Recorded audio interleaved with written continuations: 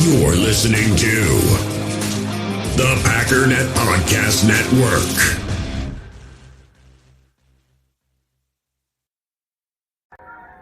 Actually, it's the lead play in our offense. Yes, a YN or a tight end to open up somewhere between 6 feet and 9 feet. Get an isolation with the linebacker. Tell the tackle to take the defensive end if he's over him. If he's not, to drive down on the first man to his inside. If the YN has the linebacker taken out, he cuts inside. If the YN has the linebacker in, he comes all the way around. If you look at this play, what we're trying to get is a seal here and a seal here, and try to run this play in the alley.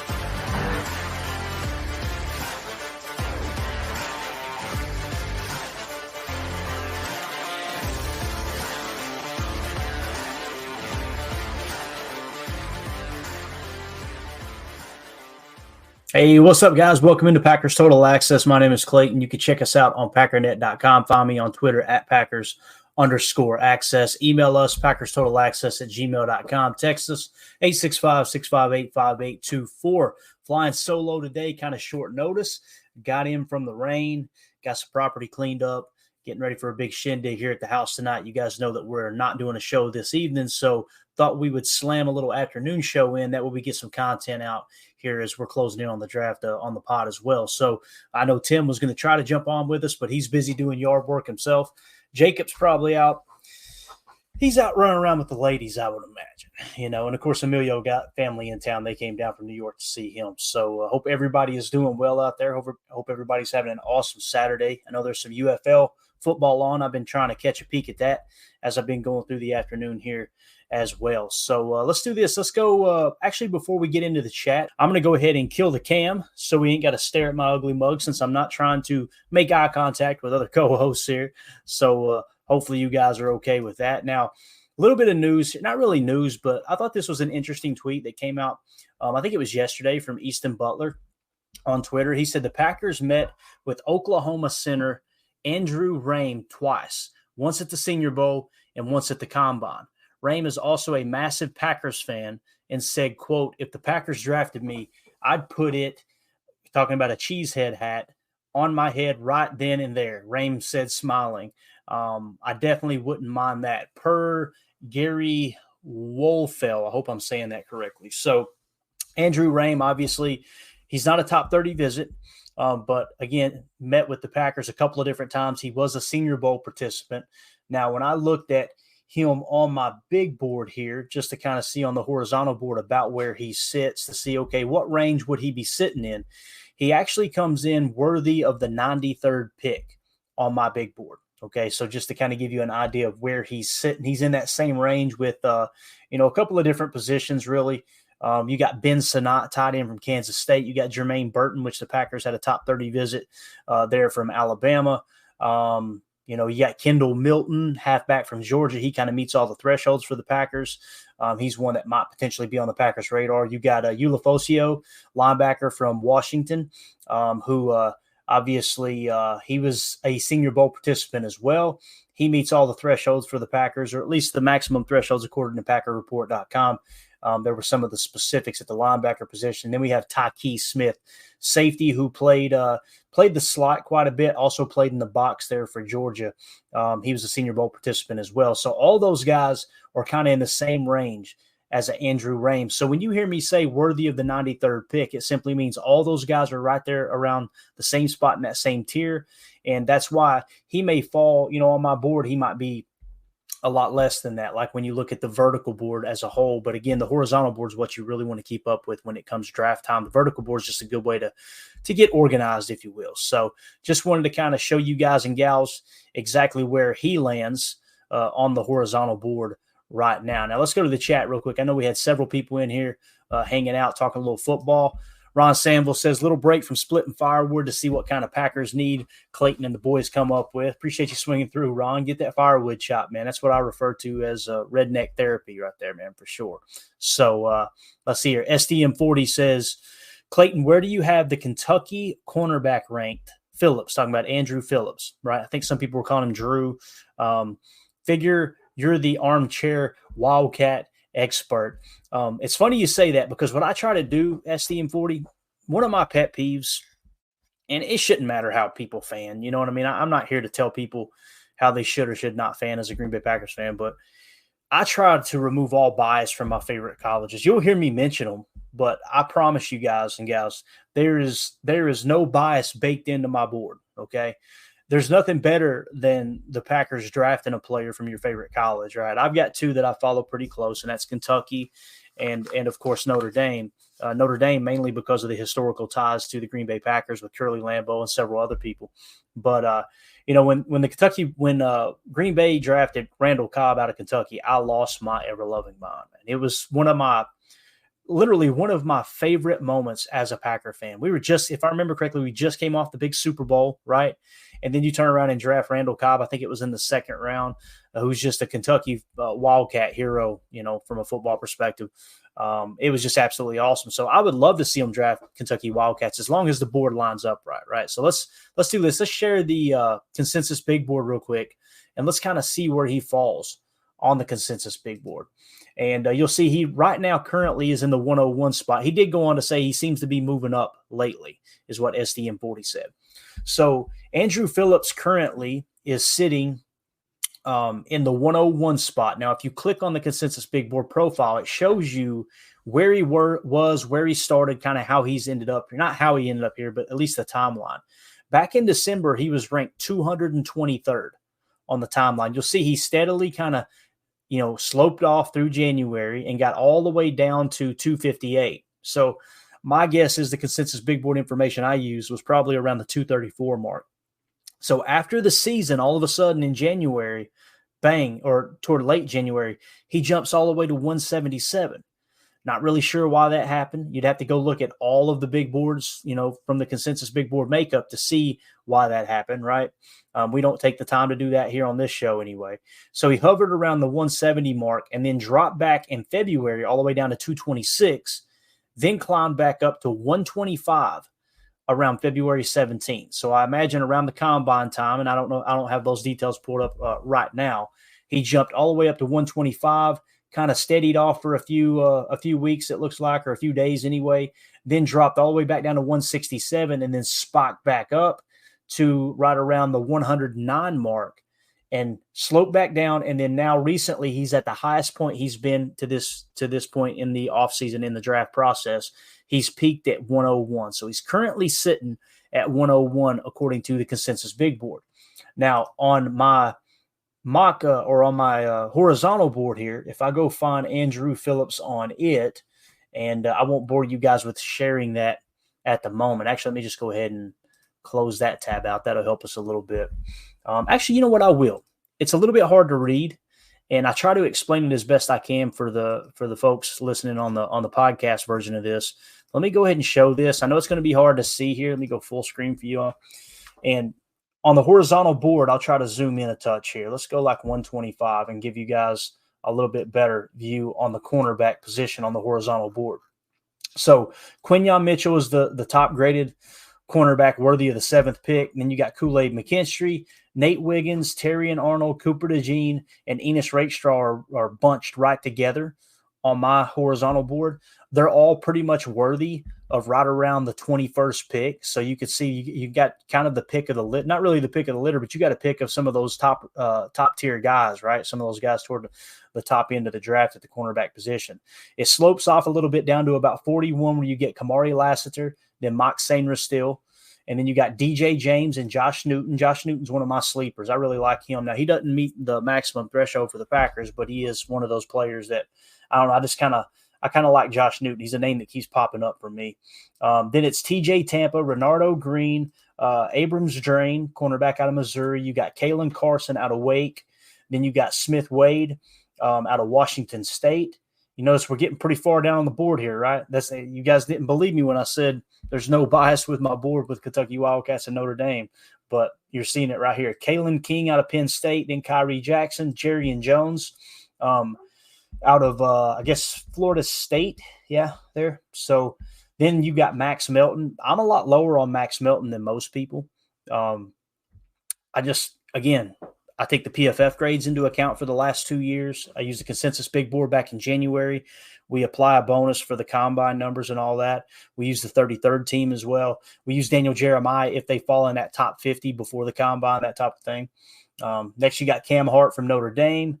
You got Miles Harden from South Dakota. And then you got Mr. Andrew Phillips, cornerback from Kentucky. So I've got him with a 195.6 is the grade. And again, it's just my grading system. There's not another person on the face of the earth that uses the grading system I use. So don't even try to look for it. And again, I'm not sure if that's a good thing. It's just what works for me. I've been doing this now since the first year I did this. I think it was 2011, technically. It was right around the time that the Packers won the Super Bowls when I really started digging into building draft boards and stuff. But so he comes in at the 130 spot. Now, again, the consensus big board has him like at 101 right now. He's peaked, right? When I say the 130 spot, that means he's worthy of the 130th pick. So he's probably significantly lower than that on my vertical board. Matter of fact, I may be able to just give you a quick reference without pulling it up. Let me go to the vertical board real quick, and I'll tell you exactly where he ranks on my board. He, of course, being Mr. Andrew Phillips. Where are you at, sir? Let's search for him so we can save a little bit of time here.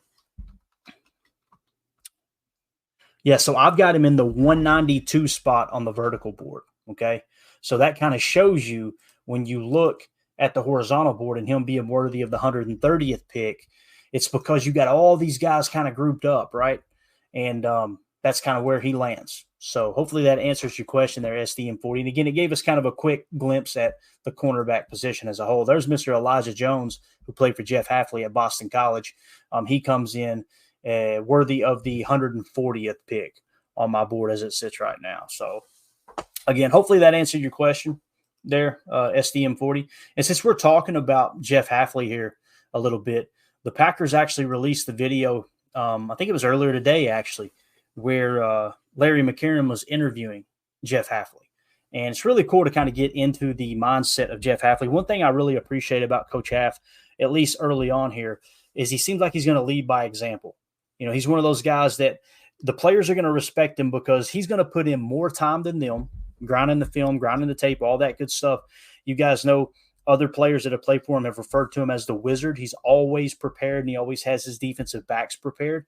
So I'm excited to see what he can do with this defensive backfield, especially with the arrival of Xavier McKinney. Of course, you got Jair Alexander, who, by the way, we didn't mention that last week on the pod. Jair Alexander is in town for OTAs. Pretty cool seeing him and Xavier McKinney kind of walking together there. So they're already kind of creating a little bit of chemistry. That's going to be a menace for opposing quarterbacks and receivers. There's no doubt about that. So let's go here to the video. Again, this is from Packers.com. You can find it on their Twitter account, their X account for free as well. Make sure you give it a like, a share, all that good stuff. It's Larry McCarron sitting down with Coach Hafley. Steps up, hit from behind, down he goes. Hands and it's picked off. Hit from behind, down he goes. The exclamation point for the defense. I'm assuming you've watched every play of every game. What'd you take away from it? We've got really good players, very talented players. I think the D-line has depth, and they have some guys that played their best football last year. And the same thing I see at the linebacker position. I know Quay and McDuff have kind of been the guys at the end that were playing.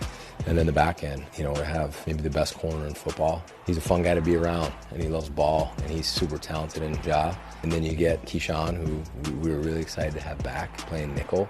And then you get Xavier to play safety, seeing all the things that he could do. And then the younger guys that got experience here that give us some depth. And now we have competition for other spots that are open. It's excited to be around this whole team. At the end of the year, watching in the playoffs, they were so hot and playing so well. It's one of the reasons I wanted to be here. How will your defense look different than what they're used to seeing? We're going to attack. I told the players I want to lead the NFL in effort, and I want to lead the NFL in how hard we play, and I want to lead the NFL in taking the ball away. I want people to see the confidence that our players are playing within themselves and with their teammates, and showing them how much they care about each other and this team by how hard they play and how hard they run to the ball and the effort that they give. Intercepted. Coming back with a Jair Alexander. What do you do as the defensive coordinator to encourage that kind of culture where takeaways are just part of your DNA? You prioritize it, and it's not just talk. It's every day in meetings, showing them how we're going to do it and teaching how we're going to do it. And then it has to show up in practice, and then it needs to show up in the games. That is priority number one. We have to take the ball away. Kenny Clark said, your defense will allow the guys up front to be way more disruptive. How so? Yeah, I mean, we're gonna line up with our hand in the ground. We're gonna try to get off the ball and key the ball and get upfield as fast as we can and be disruptive and create a new line of scrimmage. That's probably the biggest difference for those guys up front right now. Get their butts up in the air and let's go forward and attack. I'm sure some of the guys are excited about doing that. In general, would you say defensive guys are more fun to coach? I don't know if they're more fun. I don't know if anybody's ever asked me that question. I think some position groups, as I've learned, it's like today, I went in all 3 meetings. After I was done as a unit, sat in with the DBs, way different than going to linebackers. I mean, different personalities, different energy in the room, and then you go to the D-line, and it's the beauty of it is, though, you piece those all together, and that's when you get going. In that first session you had with the media in Green Bay, you could see you're passionate about football. What do you love about the game that makes you that passionate? Oh, there's so much I love about it. I love working with the staff. I love being around the locker room. I love to compete. I can't wait till we get out on the field for mini camps and once we get to practice and piece it all together.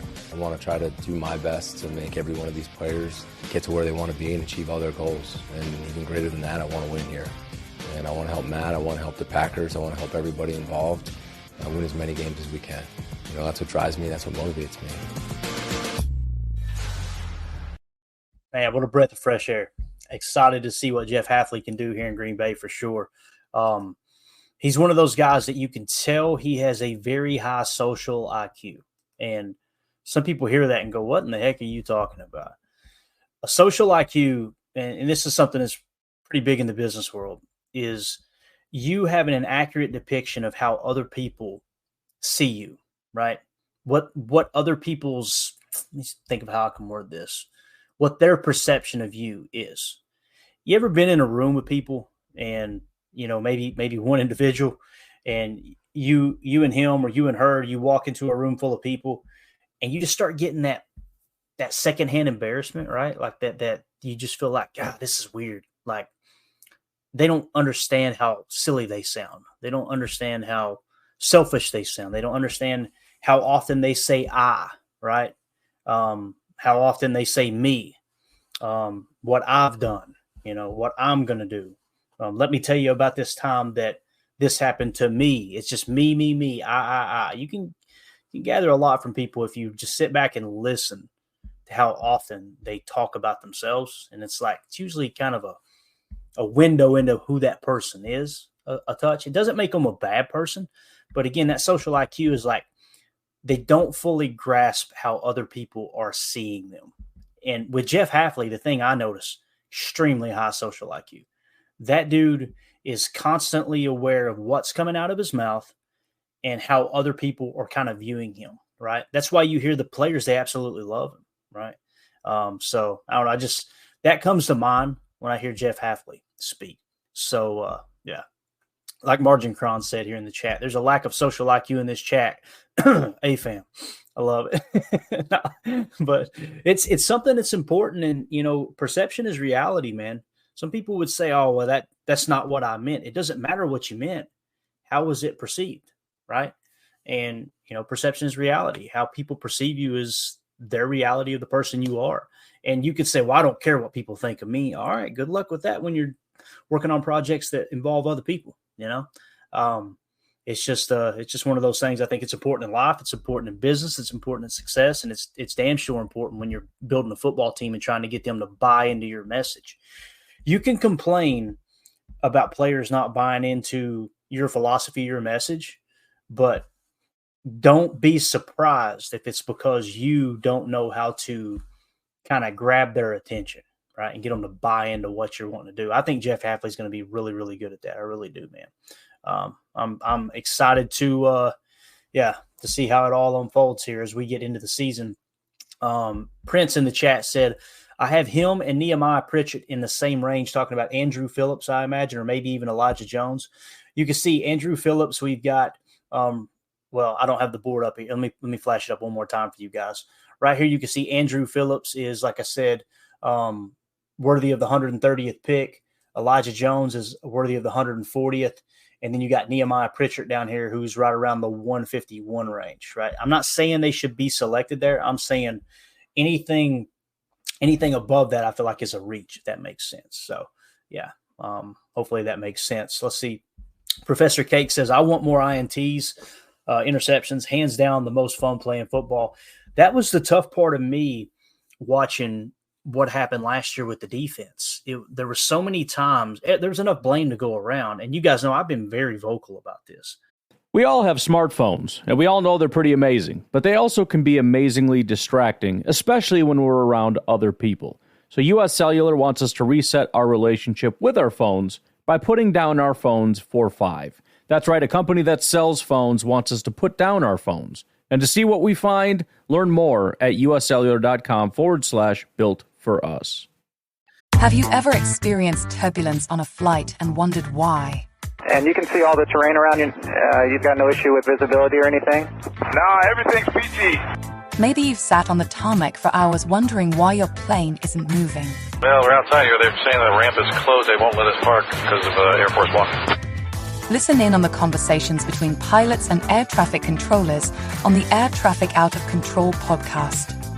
510 declaring an emergency. There's smoke in the cabin. I need to make a landing right now on 31 left. We have the most interesting, wild, and funny ATC recordings you will ever hear. Check out Air Traffic Out of Control wherever you listen to your favorite podcasts. I said, halfway through the season, we're going to have to make a change at DC. They're just not getting the message. They're not getting the message, or they're not buying into. They're not buying into what Joe Barry's doing here. But I think I counted they dropped 8 interceptions last season alone. It's like, now, a dropped interception, in my opinion, is not on the defensive coordinator, right? If you catch half of those, that defense probably improves 2 or 3 spots in overall, points allowed. I think Jeff Hafley, though, is going to make these guys want to play for him. I think that they probably didn't want to play for Joe Barry at the end. That's what it kind of feels like. Now, there were some that were very vocal about. Preston Smith was vocal about wanting to play for him. Kenny Clark was vocal about wanting to play for him. But those are guys that are team guys, too. They're always going to buy, and they're just good quality human beings. But hopefully Jeff Hafley, fresh start here, will kind of light a fire under everybody and get everybody unified. Because unification, man, being unified as a group, it's how this country was founded. It was a ragtag bunch of misfits that were like, you know what? We don't know just how weak we are as a young colony, group of colonies. Let's just go take on the strongest military empire in the entire world. And when you don't know how good you can be, and you just kind of brush it to the side and say, hey, we're going to fight for each other, we're going to play for each other, it's amazing the things you can do. So let's see here what we got. Coach Lynn says, well said, Clayton. Hopefully that made sense, Coach. Sometimes I get to rambling, but that's something I've learned through business is when you're putting together a business team, it's absolutely huge to understand how you're viewed by the group, or else no one else is going to buy in. And there's not, and you got to be authentic, man. People see right through fake. And typically people with low social IQs, they think they're the smartest person in the room. Some of you guys just thought of 2 or 3 people in your life, and you went, yep, know who you're talking about there, right? It's like they think they're so smart that, well, nobody's going to catch on to this. Let me just be the smart guy in the room, and people see right through it, and they won't follow that, So let's see here. Ron Samuel says he has that underlying intensity that I love in a defensive coordinator. Completely agree. It's not like bolsterous. It's not over the top. It doesn't come across as fake, right, Ron? It's authentic. It's authenticity. It's absolutely huge. Drew D says Clayton has us prepared for the draft. I don't know about that, Drew. We try, buddy. We put in a lot of work, and it's just fun, man. I say work. It doesn't feel like work. This has been so enjoyable. And I know there's many people that comment from time to time and say, I just can't wait for the draft to be over. Most of those people aren't taking the time to really understand the draft. And I don't understand it I understand it on a very, very, very minute level, right? But just that little bit that I do understand, man, it's got me completely. Every year I look forward to the draft, man. Every year. It's something I I'm not one of these guys going, can't wait to get this behind us. I'm sitting here going, man, I wish it would drag out a little bit longer because I just enjoy the prep for it. It takes you inside the buildings trying to understand what our organization's doing. So Coach Lynn says, I'm excited about Hafley too. Do You Rant says, okay, he was tagging somebody else here. Who's he tagging? Let's see what he had to say. Hopefully it ain't nothing bad here. When I don't have people helping me, they're not in the private chat going, hey, stay away from that one. Christian Lamont in the chat says, don't get to tune in live much, but I try not to miss an episode. Best Packer show on the way. Appreciate it, Christian. Thank you, bub. If I'd known it was that, I probably wouldn't have showed it. That seemed a little egotistic putting that up there. No, but thanks so much for that, man. Do You Rant? That's what he was tagging Christian for and says, I'm with you. I just listened to 4 episodes on my trip this week. Thank you all so much for the kind words, man. Really, really appreciate it. Chad Inc. says, in order for people to believe in you, you have to believe in yourself. But there's a huge difference between arrogance and confidence. You have to know the difference. Absolutely. And you know what? If you are a little arrogant, Chad, as a coach, as a player, I'm sure Coach Lynn can attest to this, you can be a little arrogant as long as you take the time to let your players know, let your colleagues know, your assistant coaches know, the fans, letting the fans know, hey, your opinion matters and we care about you and let's all do this together. You can have a little arrogance, but you're right, man. There is a thin line there. And someone too arrogant is going to get people to shut down, right? And someone who doesn't have enough confidence is just people repellent too, right? So definitely. All right, let's see here. What else were we going to cover?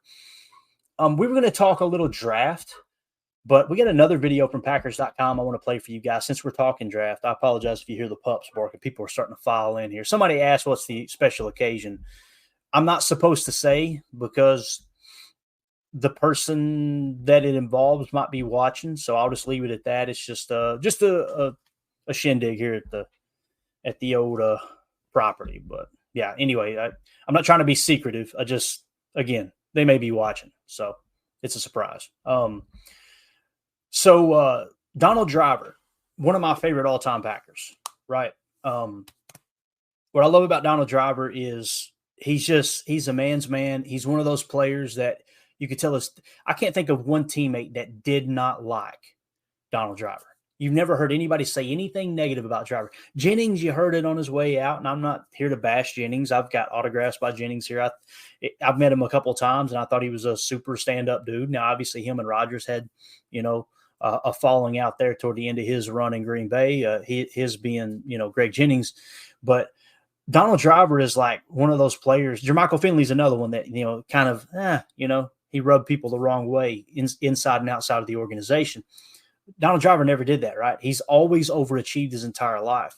And I love the story he told on a pod one time. He might have been on with Wildy and Tausch. I can't remember who it was. It might have been another podcast too, but he talked about when he got his contract extension, when they kind of hit a little bit of a stalemate, he went straight to Ted Thompson and said the door was always open with Ted Thompson, and went in there and negotiated his final contract with the Packers with Ted. Basically said, I want to be here. And Ted, we want you here. Let's get this done, right? So really, really cool that he told that story about how, hey, it's not just about the money. Yes, every player wants to make as much as they possibly can. Who wouldn't, right?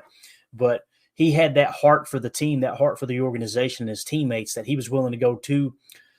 Forget my agent for a second. Let me go talk to Ted and see if we can get this thing ironed out. Just a stand-up dude. So this kind of talks, this video from Packers.com, like I said, you can find it on Twitter for free, all that good stuff, just a quick video on Donald Driver. Talks about where he was drafted, which if I remember correctly was the 7th round, and kind of a little bit about his career. And then it goes into a young receiver on the Packers who's continuing to draw a parallel kind of with Donald Driver, which is really exciting. A player that as a rookie wide receiver did something that, to the best of my knowledge, no other Packers rookie receiver has ever done. So let's check out this video from Packers.com about Donald Driver.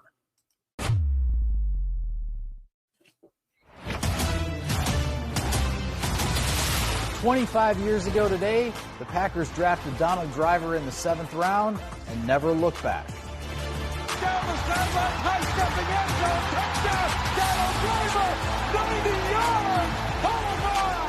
Caught by Driver, touchdown, a sensational catch between defenders. The 4-time Pro Bowler tallied 7 1,000-yard campaigns and recorded 50-plus grabs in 9 straight seasons. both Packers records. Donald Driver came here as a skinny high jumper, and now he's jumped past every receiver in Packer history. Number 80 registered 743 catches while eclipsing 10,000 receiving yards. To this day, he remains the Green and Gold's all-time leader in both categories.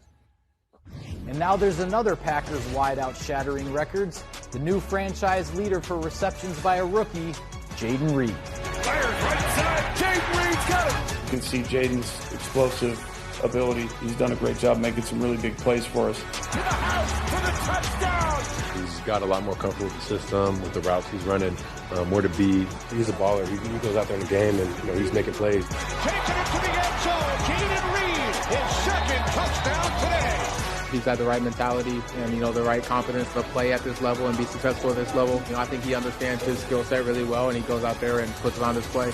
Jayden Reed, the rookie. He is a dog. He's a war daddy, and not everybody can come in the backfield and get a handoff. I just like how he attacks the game. 3 on the run, inside the 10, to the goal line. What a run by Reed! Yeah, Jayden Reed, man, buy stock now. That dude, what he did his rookie year, and the thing that sticks out to me the most about Jayden Reed from his rookie campaign is real simple. Do you guys remember when the team was struggling? And I think it was Cassidy Hill who was covering the Packers at the time, who is now, I believe, with the Carolina Panthers, if I remember correctly. And several other people covering the team said after a tough loss, I think it might have been the Pittsburgh game. I can't remember which game it was. But they said that in the locker room, Jayden Reed had the receivers at his locker gathered around. And it wasn't like a rah, rah, rah. You know what I mean? Let's get everybody going. It was a, hey, let's figure this out together, right? Jayden Reed's another one that when you hear him talk to the media, he doesn't seem like he's a me guy, right? And I think that players are going to gravitate toward him. And he just kind of stepped into that leadership role right off the bat, man. I think he's going to be a phenomenal wide receiver. And again, Goody, you got to tip your cap to Brian Gutekunst. I mean, he absolutely crushed that pick. We talked about it the other day on the pod that I shouldn't say everyone. It's such a bad habit I got to break. Many people would say, well, yeah, Jayden Reed was, he's a second-round pick. He should have been good. No one was seeing him as a second-round pick, really. Like, I remember on the consensus big board when we looked it up, I think, let's see, they had him. We took him with the 50th pick, right? But the consensus big board had him in the 89 spot. And it rattled my cage so much that it made me kind of change up my philosophy a little bit with building my draft board and adding the 2022 numbers from PFF. Because if you had went through the 2022 numbers and watched the 2022 tape, you would have seen Jayden Reed was a dog. 2023, not so much. So that's why he wasn't on many people's radar. So again, he was 89th on the consensus big board, and the Packers took him. What pick was it they took him with? It was the 50th, I'm pretty sure. Yeah, they took Musgrave with the 42nd, I believe. Yeah, so they took Jayden Reed with the 50th pick, and he was 89th on the board. So they reached 89 spots according to the consensus big board. Now, when I say that, I got to always say according to the consensus big board, because I guarantee you Goody's board he didn't reach on, right? Like you could tell he probably had him in his top 50. Easy, So it's important to kind of take those things into consideration. And like we were talking about, why are these guys just randomly jumping? Why are these guys just randomly dropping on the board when no more football has been played? And the reason being is because the media is getting around these guys, right? And they're kind of, they're seeing them at some of these, Senior Bowl practices, things like that's going on in the offseason. And the media is raising or dropping their opinion of the players based off of what they've seen. I love what Ryan said the other day on the pod. He said, you got people sitting in the stands from 50 yards away with stopwatches, pretending like they're really studying this prospect. Now, if that's what you enjoy doing, do it. It's great. It's awesome. But to pretend like, no, trust me, I've seen him from the bleachers. He's not as good as you think he is. When you've got all this game tape from the last 2 or 3 college years on that player, that's why I always try to lean on the tape on what actually happened in the college football season, as opposed to, all right, what is the media starting to kind of drum up and think about these specific players? Like Daniel Jeremiah said, everything has its place. Everything has its place, right?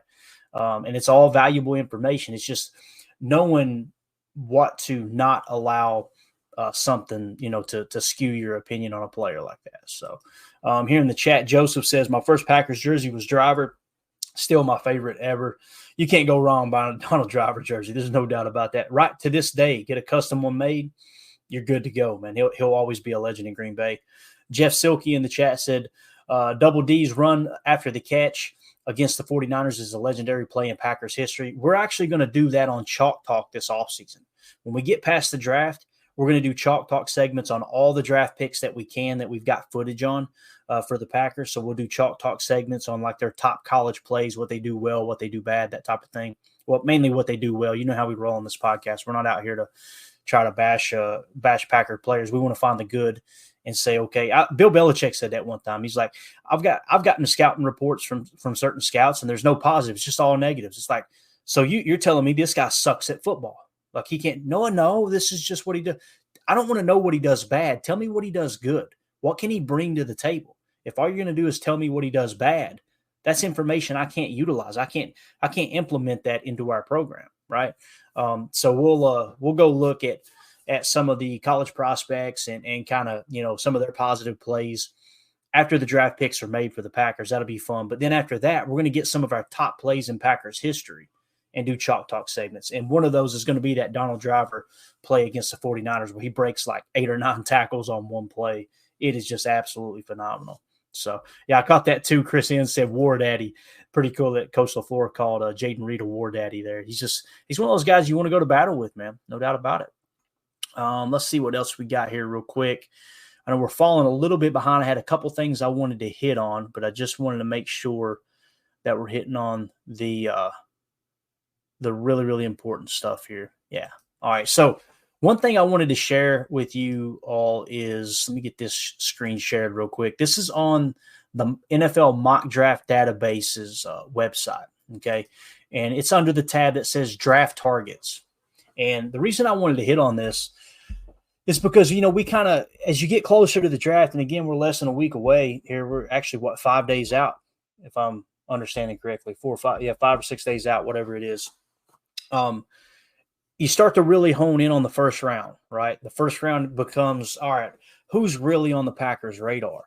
And when you look at the players that are going to be right around that pick, that kind of narrows it down. It doesn't mean they're going to go outside of this group of players, but us picking at 25, what they do is they go in and go, okay, at the consensus big board right now, who are the players that are like maybe 5 or 6 spots higher than 25, meaning, higher on the draft board, and that are underneath at 5 or 6 spots. And that gives you kind of a good little pool that you're probably going to be picking from, right? So with the 25th pick here for the Packers, the Packers player or the prospects that they would refer to as draft targets here on the consensus big board or NFL Mock Draft Database website, they're saying in the 19 spot is Troy Fontenot. All right. That's offensive tackle from Washington. You've got in the 21 spot, offensive tackle J.C. Latham. I'm going to tell you right now, man, if J.C. Latham, if he somehow, some way were to fall to the Packers, I would lose my mind. Like, I think J.C. Latham is a solid tackle. He's one of those guys that I think he's got a nickname. Ryan talked about it, I believe, earlier today on his offensive lineman breakdown on the Packernet podcast, where they referred to him as Trench King, I think it was.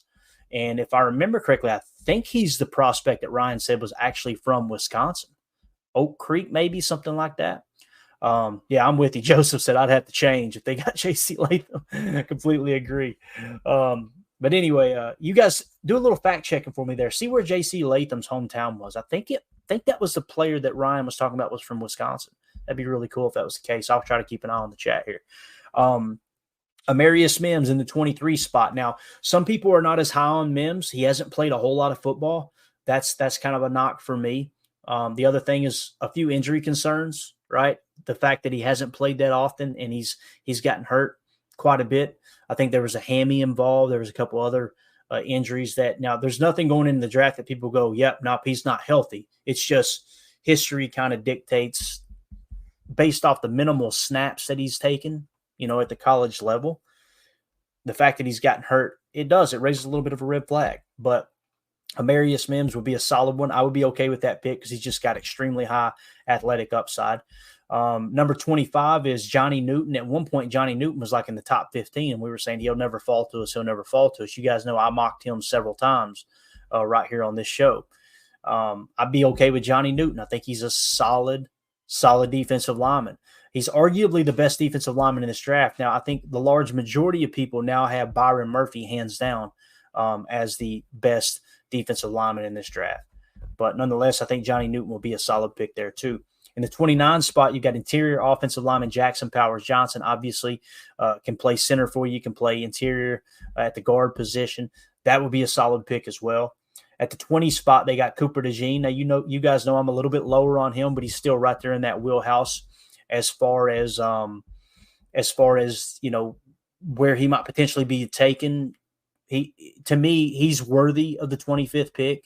I'm not a huge Cooper DeJean fan, but if Goody selects him, then obviously he sees something there that suggests he's worthy of that pick. That's where he's sitting on my horizontal board, is somewhere in that range. I'll take a quick peek over here just to specify what I mean. So, yeah, as far as corners, I've got Quinyon Mitchell as the number 1 corner. I got Kool-Aid McKinstry as the number 2 corner. And then I've got 4 corners kind of grouped together here. Nate Wiggins, in this order too: Terrion Arnold, Cooper DeJean, and Ennis Rakestraw. So Cooper DeJean is technically worthy of the 23rd pick. That's right there in that wheelhouse, in my opinion. So I would be totally okay with that pick. Next, you've got Nate Wiggins, solid corner we just talked about. He's right there in that grouping too. Kool-Aid McKinstry is a little bit higher on my board, like I had mentioned. I got a 19.4 on him. And to put that into perspective, on Nate Wiggins, I got a 29.4. So he's 10 points higher. It makes him worthy of the 16th pick on my horizontal board. So Kool-Aid McKinstry is kind of one of my dream picks there.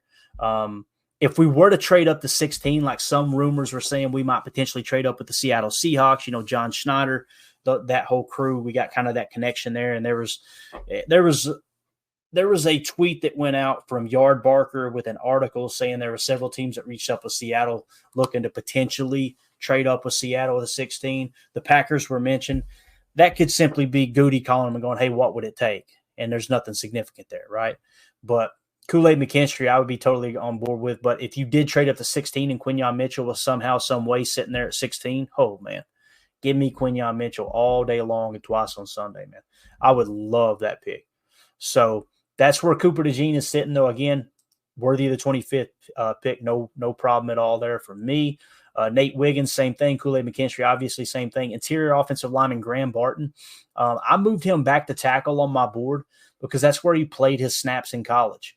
I was kind of under the impression that he probably played a lot of interior snaps at Duke. And if I remember correctly, PFF had all, if not all, a large majority of his snaps at left tackle. So I'm going to keep him at tackle, but we know that everyone is projecting him to be an interior offensive line. So just keep that in mind. I think Mike Wall actually said he's more of a center than anything, although he didn't play center at Duke to the best of my knowledge, at least in the last year or two. So Graham Barton, I've got sitting at the worthy of the 20th pick. So I would be totally on board with that. I got Amarius Mims right above him, worthy of the 18th pick. Graham Barton is lit up green on my horizontal board, which simply means he meets the maximum thresholds for, according to PackerReport.com, and some of the things that the Packers really, really like to specialize in from an offensive lineman standpoint. More importantly, an interior offensive lineman who has tackle experience. He checked all the boxes. The only offensive lineman that checked all the boxes on those thresholds here around the first-round talent is Joe Alt, who is hands down slam dunk, in my opinion, tied for the best prospect in this draft, along with Marvin Harrison Jr., wide receiver. They both got a negative 2.7. They're at the very top of my board. Anytime someone on my board gets into the negative numbers, that means, all right, you got an elite top talent there. Yeah. Here's Jake Shavink. He said Barton played 430 snaps at center in 2020. So you got to go back 2 full years, right? Or 3 full years, right? So he played 2023, he played 2022, he played 2021, not playing center. And then 2020 would have been when he played center. So that's why I was looking at, I try to just go back 2 years, because when you get into them 3 years removed, I'm like, how good is this information? Yeah, he could technically play it. But again, it's all about projection too. So I know that the Packers aren't looking up and going, nope, this is all he played. That's all he can do, right? Everything about the NFL draft is projecting to the next level. So I think, there's definitely a possibility he could play center. I want my board to be reflective of what has happened in the last 2 years rather than, going 3 years out or whatever it may be. So, Graham Barton, worthy of the 20th pick, according to my horizontal board. And then you got Tyler Guyton. Tyler Guyton is the guy that I'm really struggling with, y'all. I've got him he's worthy of the 45th pick, according to the horizontal board. So a bit of a reach for 25. But again, keep in mind, the Packers have reached in the past as much as 39, 34, 274 spots a little bit later in the draft. The Lou Nichols pick, according to the consensus big board, they actually reached, 149 spots for him. Obviously, he's out of the league now. So they're willing to reach. But if you just go from a first-round perspective there, or a first-round, reach, they only reached 2 spots for LVN. The year before, they reached 22 spots or maybe 20 spots for Quay Walker, but they also had Devontae Wyatt fall to them 2 spots. So he was graded 2 spots higher according to the consensus big board, and they took him. So the first round feels a little bit different than the rest of the draft as far as reaching. I don't like them reaching to get Tyler Guyton at 25. That really does bother me a bit. But again, if Goody does it, he sees something in Tyler Guyton that's just absolutely phenomenal, right? The thing about Tyler Guyton, too, he's one of only 2 players on my entire board. We're up to almost 300 prospects now. I think 250. We're up to 250 prospects that have been graded out and put on my horizontal board. And Tyler Guyton is one of only 2 that checks all the boxes, meaning what the Packers like. He met all of those thresholds, right, according to PackerReport.com. He also was a top 30 visit. He also was a Senior Bowl participant, right? So he's the one, he and Trayvon Wallace, who I've got significantly lower than the 33rd team, and most people have where they have Trayvon Wallace. Some people have got him inside the top 100. I've got him outside of the top 100. People are going, I thought you liked Kentucky. All these guys you're dogging on. I'm not dogging on them. It's just that's where they fall on my board, and I'm not going to change it because I'm a Kentucky fan. Listen, I know if these guys go early, whether it's Kentucky or Notre Dame, or I know we got a lot of Wisconsin Badger fans on here. I know if those guys go early, that helps program. They can go back on those recruiting trips and go, hey, look how many guys we had in the first round, right? That's how you get the ball rolling. You get all that momentum created for recruiting in college football, which we may do a college football podcast this year. I'm going to toss it around, ask the Patreon group, and see what they think about it. But I thought maybe do one on Fridays and just mix it up a bit, especially if we're doing multiples, because we're doing a lot of different pods right now. I thought it would be cool to maybe Friday night get everybody kind of primed for college football coming up that weekend and do it from a Packers perspective, right? Where you're actually looking at it like, okay, here are some of the top prospects in next year's draft. I know it's early, but if you like to watch college football, let's key in on these players right here who are going to be playing this week, and maybe some of these big matchups where you can get into players that are going head to head, right? That type of thing. So we may do that this year, but anyway, CJ says, you know how I feel on that. Hell yes. So yeah, we may do it. We'll toss it around with the guys, because it feels like Tim's getting a little more into the draft this year. Being a part of the show, Tim has definitely kind of been like, man, it's a lot more enjoyable than I thought it would be. Covering the draft. So maybe we can kind of get a real feel for that during the college season. So, and we can definitely gear it around, have like a good Wisconsin Badger segment, since I know the large majority of the people who listen to the pod are Badger fans. That would be fun too, to kind of do that. Right. But yeah, nonetheless, though, Tyler Guyton is the one I struggle with. But again, if you removed my board's opinion altogether, the consensus big board says that he's in the 30 spot, and he checks all those boxes for the Packers. If Goody has him right there in that 30 spot, the fact that he meets all the thresholds, top 30 visit, and a Senior Bowl guy, Goody may pull the trigger on Tyler Guyton. If he's there, maybe Tyler Guyton's gone too. Again, it's just, he's not one of my personal favorites, but I would be on board if Goody obviously chose him. So when you look ahead to the second round, a couple of guys here that they're saying that are potential, targets for the Packers.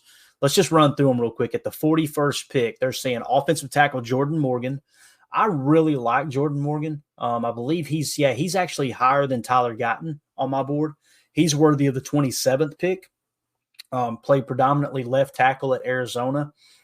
He was also a Senior Bowl participant, so that's something that the Packers have liked to draft here in the past. So Jordan Morgan, I would love at 41. I'd actually like Jordan Morgan better at 25 than I would our boy Tyler Guyton, to be honest with you. Next is linebacker Edgerrin Cooper. You guys know I'm a lot lower on him. They've got him in the 40 spot on the consensus big board. They're saying, hey, that might be a potential pick for the Packers if he's still around at 41. We did a deep dive on the linebackers. If you haven't listened to it, you can go back and listen to it. It's really, I thought it was a fun episode. I think we did it yesterday, I believe, where we kind of done a deep dive on the linebackers and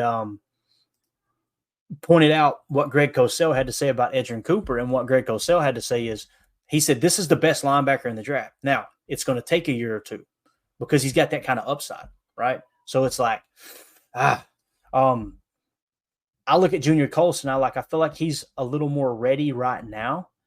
He's got a higher floor but a lower ceiling than Edgerrin Cooper. Edgerrin Cooper's got a lower floor but a higher ceiling. But what if he doesn't reach that higher ceiling, right? Then you've got an extremely low floor and you end up whiffing on that guy because he's just an athletic freak. So I struggle with that just a touch. I really do. Next is Kamari Lassiter in the 42 spot, cornerback out of Georgia. And a lot of Georgia Bulldogs in this draft again this year. I've got Kamari Lassiter worthy of the 41st pick on my horizontal board. Actually, the 40th pick. So I would love that at 41. That's right there in that range. Next would be defensive lineman Braden Fisk out of Florida State. I think I'm a little bit lower on Braden Fisk than most people. Braden Fisk is he's worthy of the 62nd spot. For me, he was also a Senior Bowl participant. So he may be on the Packers' radar there at 41. Let's see who else we got. Tyler Nubin. Bet you guys can't guess how high I am on Tyler Nubin, huh? So Tyler Nubin, I got to scroll back up my board. Tyler Nubin, according to my horizontal board, you know how I told you guys Nate Wiggins, Terrion Arnold, Cooper DeJean, and Enos Rakestraw Jr. were right there in that same pocket, that same cluster of prospects? I got Tyler Nubin right dead in the center of those guys. So he is worthy of the 22nd pick, according to my horizontal board. I know many people would disagree with that. That's totally cool. That's just where he lands on mine. Enos Rakestraw, they got him. He's in the 38th spot. Again, he's right there in that cluster with Tyler Nubin I was talking about. Next, they got linebacker Peyton Wilson in the 41 spot, right there at that 41st pick. Peyton Wilson on my horizontal board is the second best linebacker in this draft. I've got him worthy of the 40th pick, and he's only behind Junior Colson.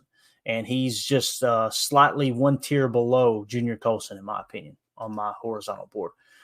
Next, you got offensive tackle Kingsley Suamataia. I'm sure I've been butchering that this whole time. I'm not going to get hung up on the pronunciations. You guys know who I'm talking about. If people want to try to dunk on us for not knowing how to pronounce every name in the draft, they can go kick rocks.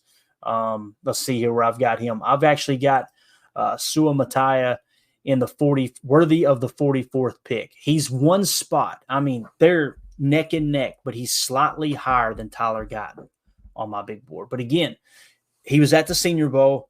He doesn't check those other two boxes with top 30 visit as well as the threshold max as Tyler Guyton does. And we know how Goody loves his athletic traits, right? So next you got interior offensive lineman Zach Frazier. When we look at Zach Frazier on the horizontal board, let's see what we got here real quick. I've got him as the second best center, okay? And he's a Senior Bowl participant. He is worthy of the 28th pick, according to my horizontal board. He's just below Cooper Beebe. And I've got Zach Frazier as predominantly a center. You know, some of these guys like Bo Limmer, I've got him as a center / right guard. He played significant snaps at right guard, I think, last year, if I remember correctly. Zach Frazier has pretty much just played center. So I got Zach Frazier in that 28 spot. I would be okay with him at 41. That might potentially be the center of the future, right? So something to keep an eye on there. And then last but surely not least here for the 41st pick that they're saying might be a potential target for the Packers right around that range is cornerback Mock Sainristil from Michigan. And on my horizontal board, Mock Sainristil is sitting in the 45th slot, which means he's worthy of the 43rd pick. So that's right there in that range for me.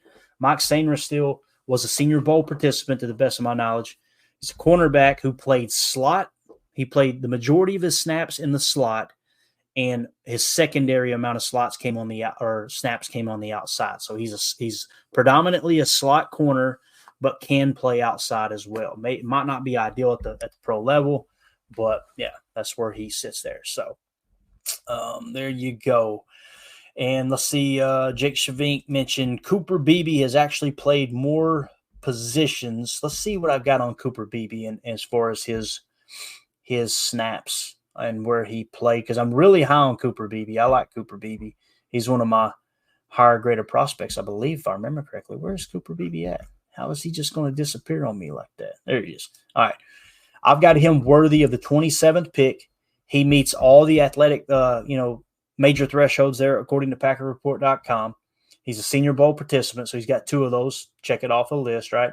I've got him predominantly as a left guard, so I think he played left guard the majority of the snap. And this is all according to PFF. There could be some bad information there too. I'll never rule that out, right? I'm not going to go back and try to check them and all that good stuff. So, Cooper Beebe, really, really like him as a prospect. I like Christian Haynes a lot. Christian Haynes is slightly higher than Cooper Beebe, but again, on this horizontal board, since we're done with that, let's just drop it down. I'll pull the board back up real quick for you guys to kind of show you how this pops when you look at how they're color coded. You see Cooper Beebe right here, right?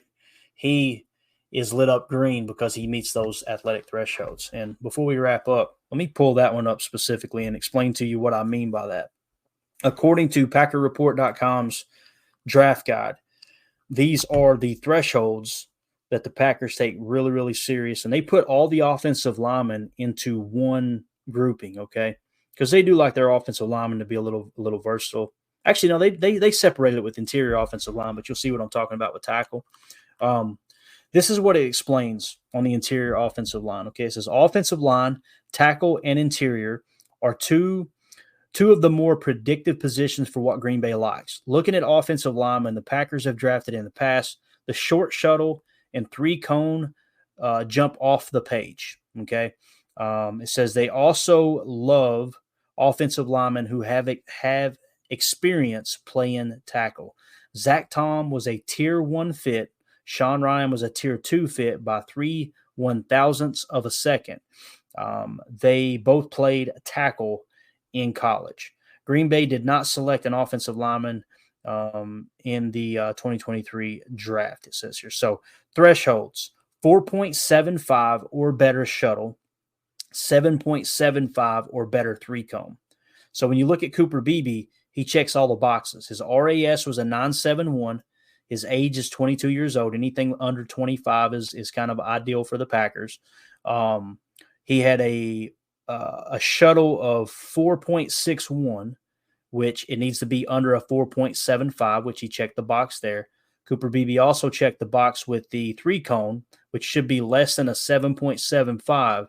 He got a 7.44, and he has tackle experience. So that's the reason that Cooper Beebe checked all the boxes there at left guard. So, again, just something to kind of keep an eye on. But I wanted you guys to see the board here, to see the color code and what we're talking about, because I know some people weren't tuned in last night. When you look at these positions, go, okay, who fits where, right, as far as the thresholds go. You see Trey Benson's the first running back that really meets the thresholds as far as what the Packers typically like. Rome Odunze obviously going to be off the board. So outside of Rome Odunze, if you go down, the next wide receiver that kind of fits the mold is Jalen McMillan out of Washington. He's significantly lower, right, on the board. Tight ends, there are plenty. You got Ben Sinnott down there, Jaheim Bell. You got Jared Wiley. They all meet those thresholds. Theo Johnson, Cade Stover. You'll see Brock Bowers isn't lit up because his profile is incomplete with no complete RAS card. Joe Alt met the threshold. Graham Barton did. Again, I put him at left tackle because that's where all his snaps were taken in the last 2 years. Again, he'll probably play on the inside, but we're just going to go off of what they played in college for the most part. Dominic Pooney's another one that meets that. There you see Tyler Guyton lit up in the gold, And again, he's lit up in the gold because he meets all three of those thresholds. He was a top 30 visit. He met the thresholds. He's a top 30 visit, and he was a Senior Bowl participant. If you go over to interior offensive line, and again, excluding Graham Barton, who we've got over at left tackle, Cooper Beebe really stands out here. You'll notice Christian Haynes has got a higher grade on my horizontal board. So does Powers Johnson. Both of those guys didn't meet the maximum threshold, or they have an incomplete profile. And that's where if the Packers met with them, they'll be able to check those boxes. There's no other interior offensive line that met that full threshold down there. So just something to keep an eye on there. Defensive line, you've heard us talk about Byron Murphy. We love Byron Murphy, right? We love Johnny Newton. They didn't meet the threshold. Now, it could be that they, didn't complete their profile. I know Johnny Newton, to the best of my knowledge, I haven't seen a full RAS profile. Maybe that's available now, so I'll try to get that updated. Tavondre Sweat's in the red because of the legal issues, right? Just a red flag there, and it sounds like he came into the Senior Bowl a little overweight, didn't weigh in. Chris Jenkins is one that's lit up in the green. I really hope they draft Chris Jenkins. When you look at defensive linemen in this draft, Byron Murphy and Johnny Newton are at the top of the hill, right? With Byron Murphy kind of edging him out barely. Tavondre Sweat would be, but he's probably going to drop because of the legal stuff and the weight issue. Chris Jenkins is next. Chris Jenkins was that guy when we did our exercise and broke down like the top 5 defensive linemen in this draft and said, okay, how many of them some are like a really good pass rushers, not as good of a run defender. Some are a really good run defender and not as good a pass rusher. Chris Jenkins was second in both categories, both pass rush and stopping the run. He's just a well-rounded defensive lineman. I'd love to see him in Green Bay. And again, that would suggest they may be interested in him. Michael Hall Jr. was a top 30 visit as well as Senior Bowl. So he didn't meet the threshold, but that's what that magenta color is they were a top 30 visit and they were a Senior Bowl participant, which the Packers really like those guys. You see Latu, edge defender out of UCLA, arguably the best pass rusher in this draft. He was at the Senior Bowl. I've got him in red because of the neck injury, just something to kind of keep an eye on. I need to put Jonathan Brooks in the red as well because it's a running back that obviously you got that ACL he's coming off of. They're saying he's going to be available or be ready, but we'll see. Marshawn Nealon was a top 30 visit as well as Senior Bowl. Austin Booker, edge defender out of Kansas, was a top 30 visit as well as Senior Bowl. So there's your edge defenders towards the top. And then as we round it out here, we'll wrap this big bear up. Linebacker, the big thing about linebacker, and we've talked about it, look at this huge void here in the first round, right? Like there's no linebackers there. They don't come in on the horizontal board until what's worthy of the 35th pick, and that is Junior Colson, linebacker out of Michigan. But you notice no threshold, no Senior Bowl, no top 30 visit, right? Doesn't mean they're not going to take them, but that's something that I wouldn't put my money on them taking Junior Colson, although you guys know I would love that. Peyton Wilson, linebacker out of NC State. He was a Senior Bowl participant. There he sits. Cedric Gray, worthy of the 47th pick, is the next linebacker on my list. 33rd team has him as a true mock. You'll notice here, too, if you look, see the M. It's LB-M. That means the 33rd team has him as a mock, being Junior Colson. They've got LB-W means they've got Peyton Wilson as a will. And all it takes is one NFL coach to go, nope, you're going to be our mock, and that changes, right? It's just the more information, the better, in my opinion.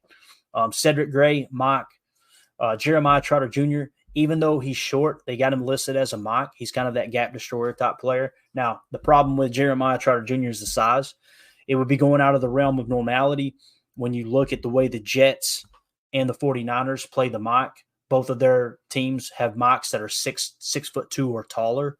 So that would be, if you're going in that vein of the old Pete Carroll coaching tree with Robert Saleh and Jeff Hafley's ties there, and the 49ers, and obviously in Houston as well, now with DeMeco Ryans down there as head coach, you would say, all right, Jeremiah Trotter Jr. doesn't fit that athletic profile to be a mock, although they have him listed as a mock on the 33rd team. Edgerrin Cooper, a will. So if you go with one of these guys, right, that are listed as will, then that means, okay, if they truly are a will backer, like the 33rd team sees them, then it means Quay's going to play mock, right?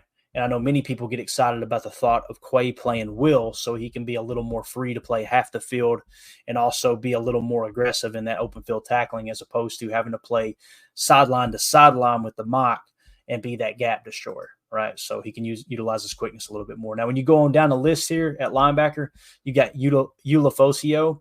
He's in the green. He was also a Senior Bowl participant, so he meets the threshold for linebackers. He's worthy of the 92nd pick. That's someone you might want to keep an eye on at the linebacker position. Then you got our boy Trayvon Wallace way down here, right? Worthy of the 122nd pick. He meets the thresholds. He's a mock, top 30 visit, and a Senior Bowl participant. Above him is actually Curtis Jacobs, linebacker from Penn State. So someone to keep an eye on there. We recently added this Joe Andreessen. Really cool. He met all the thresholds, and he's a lesser-known guy out of Buffalo. He's worthy of the 130th pick, according to the horizontal board. Again, I expect the large majority of these guys to go later than this. I'm just saying the way they're clustered, I would be okay with that if it fell that way. You've got Jalen Ford out of Texas meets those thresholds as well. So if we were to look at cornerback, there are, to the best of my knowledge, no cornerbacks that met the full criteria. Oh, here we go. Willie Drew, cornerback from Virginia. I guess Virginia State is what it looks like here. And couldn't find where he lined up as far as snaps go. He's worthy of the 165th pick. He is the only cornerback that met the thresholds according to PackerReport.com. Again, it doesn't mean they're not going to draft these guys. Obviously, they're going to take a corner at some point, I believe. Probably do it early, too. It's just many of these guys have incomplete profiles, too, so just keep that in mind. Tyler Nubin, obviously, didn't meet the criteria as far as that goes because we know his RAS was booty cheeks. There's no way that, even though I've got him worthy of the 22nd pick, I do not see Goody. There is zero chance. I mean, zero chance. I'm not going to put a neck tattoo on this bet here, but I think there's zero chance the Packers take Tyler Nubin with that 25th pick. But again, I've got him significantly higher than the other safeties. The second best safety is Javon Bullard. He was at the Senior Bowl. You've got Oladapo. He's a safety. That's the other thing, too. If you notice with the safeties, I put where the majority of their snaps were last year, and I specified for last year. Tyler Nubin played deep the most and played in the box the second most. Didn't have a significant amount of slot snaps, okay? So I think we would all agree he's more of a box safety at the NFL level, but it's all about projecting at this point. Javon Bullard, second best safety in this draft, according to my board. He played deep the most and played slot the second most. So he's more of a deep safety or a slot corner / safety there. He was a Senior Bowl participant. Oladapo played in the box the large majority of the time and in the slot secondary. So he's more of that slot defender. He was a top 30 visit as well as a Senior Bowl participant. He's worthy of as high as the 47th pick? No, the 48th pick. So that's interesting there. There's Emilio's guy, Taylor Demerson. He played deep and slot the most out of Texas Tech. There you're seeing Kinchins ended up landing on my board somewhere around the 64 spot, worthy of the 64 spot, or pick, I should say. You got to scroll way down to find a safety that meets the maximum, checks all the boxes for those thresholds we talked about. He's worthy of the 134th pick. That's Evan Williams out of Oregon. He's a safety that played in the box the majority of the time, deep second most, and then slot a little bit there too. You get late in the draft, you see a lot of these guys that have done deep slot and box, deep slot, box, deep slot. So you get this versatility, and they're going to pick some of these guys up. You know, the NFL is, no doubt about it. Jalen Key meets all the threshold. Isaiah Johnson does, Jalen Carlisle does, and Ryan Watts does. Now, they're a lot lower on the board, obviously. So hopefully that makes sense. Hopefully that wasn't too confusing, and we were able to explain it good enough for everyone that's on the pod too. We want to make sure you guys and gals are being included as well, because y'all are kind of the lifeblood of this whole thing. I know YouTube is really taking off, but we appreciate y'all listening on the pod, no doubt. Let's see what else we got here as we get ready to wrap up. Ian says, I'm tired of Clayton always being so nice. What a bad word, making me look bad. There you go. That's an interesting take there. You appreciate it though, but I think that was a compliment. I'm not sure, but yeah. All right, booty cheeks. Yeah, that's something I had never used that term in my entire life till we started doing the pod, and it kind of took off with me, Jacob, and Tim. That's our nice way of saying don't like him as a player. Just say booty cheeks. So, all right, here we go. We're going to get out of here. Again, wanted to put a show together real quick for y'all because we're not going to be going live tonight. There's a chance that I break away from the festivities later this evening and do a pod. It'll just randomly go live if we do, but I wanted to try to get one in so y'all have something to listen to early on. Do want to give a couple of quick promotions here. Keep in mind, we're going to be doing a live draft party all weekend long. All 7 rounds, we're going to be live. Understand there's going to be some dead points, where we might have to step away for a second. Hopefully someone will be on screen at all times hanging out with the chat. But we're going to be live. It's going to be a grind, but we're going to get through it. It's going to be awesome. Keep in mind, we have our giveaway. We're giving away an autographed Paul Hornung jersey, this very jersey right here. It's exactly what it looks like, just like the one right here over my shoulder. We're going to be giving that away during round 1 of the draft. And the way we're doing that is we're going to put all of our Patreon members on a wheel and spin it, and we'll do it live on the air. That way you guys can see who wins. So if you're interested in supporting the channel and getting yourself kind of in position to get some of these giveaways we got coming up, we got a really cool picture coming up too. I'll explain that later to give it its proper due diligence, but that frame picture is going to be awesome too. So basically, if you're supporting the show with a paid Patreon membership, over at Patreon, there's a link in the description of the video. If you go to Patreon and just search Packer Fan Total Access, one word, you'll find us there too. It's just a way for us to give back to y'all that's supporting the show from time to time. I've got a bunch of autographed memorabilia that I already had here at the house that I'm going to start giving away, and just giving it back to people who are helping support the channel, man, that type of thing. So really appreciate y'all being a part of the PTA posse. Again, if you're interested in that, just click on the link in the video description here and go to the Patreon group and join there. So another thing too that Ryan's doing, he's going to be giving away a couple of gift cards, I think, to Fogo. I hope I'm saying that right, but it's a Brazilian steakhouse, and evidently they're a large chain. I haven't seen any in my area. It doesn't mean there's not any in Knoxville or maybe Nashville down here in Tennessee, but pretty cool. He said, ready for the NFL draft, join our game and win big. Predict players the Packers draft for a chance to win a $125 Fogo gift card. Okay. All you got to do is you click on this tweet at @Pack_Daddy. You'll see the tweet that he has posted there. He'll probably have it pinned, I would imagine too. But you fill out that form and submit your predictions for the draft. You basically fill out how you think the Packers draft is going to go. Right. And the person that gets the closest to the real life thing is going to win. They're going to pick 2 lucky winners will be chosen. Don't miss your chance to enjoy a delicious feast at Fogo de Chao. I guess I'm saying that right. I don't know.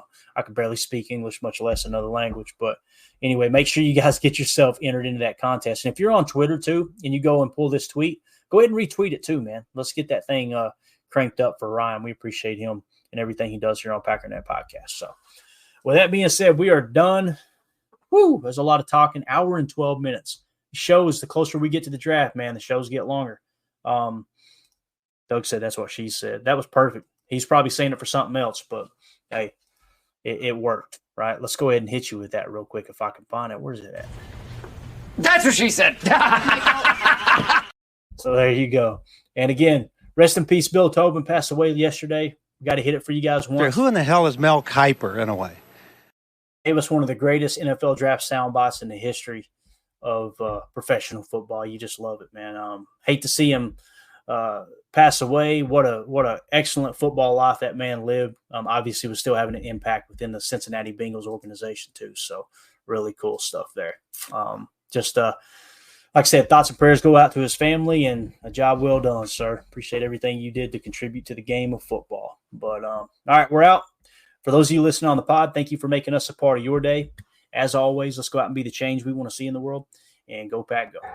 The power sweep actually is the lead play in our offense. We ask our YN or a tight end to open up somewhere between 6 feet and 9 feet. Get an isolation with the linebacker. Tell the tackle to take the defensive end if he's over him. If he's not, to drive down on the first man to his inside. If the YN has the linebacker taken out, he cuts inside. If the YN has the linebacker in, he comes all the way around. If you look at this play, what we're trying to get is a seal here and a seal here, and try to run this play in the alley.